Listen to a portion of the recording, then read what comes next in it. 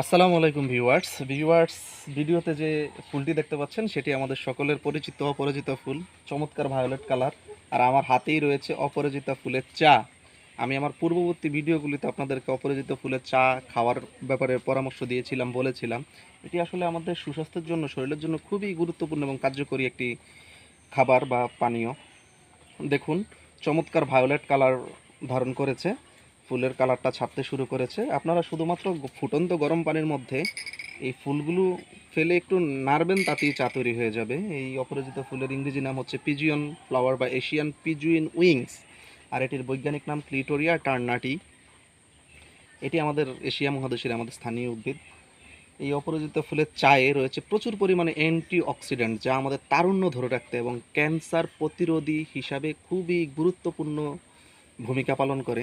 এছাড়াও এই অপরাজিতা ফুলের চা আমাদের শরীরের শর্করার মান সমান রাখে, যাতে ডায়াবেটিস না হয়, সেই ব্যাপারটার জন্য আর কি অপরাজিত ফুলের চা খুবই গুরুত্বপূর্ণ। এছাড়াও অপরাজিত ফুলের চা আমাদের শরীরে যে খারাপ কোলেস্টেরলগুলো আছে তার মাত্রা কমিয়ে দেয় এবং ভালো কোলেস্টেরলগুলোর মাত্রা বাড়িয়ে দেয়। আরেকটি ব্যাপার হচ্ছে, আমাদের মেদ এবং ওজন নিয়ন্ত্রণে এটি খুবই গুরুত্বপূর্ণ ভূমিকা পালন করে। আরেকটা হচ্ছে, এটা একটা রেচক বৈশিষ্ট্য আছে, যার কারণে এটা হজম শক্তি বাড়িয়ে দেয় এবং কোষ্ঠকাঠিন্য দূর করতে সহায়তা করে। আর দেখতে পাচ্ছেন চমৎকার কালার ধারণ করেছে, একদম ভায়োলেট কালার। এটি খুবই সুস্বাদু। আপনারা চাইলে আপনাদের বাড়িতে এভাবে চা, অপরাজিতা ফুলের চা বানিয়ে খেতে পারেন।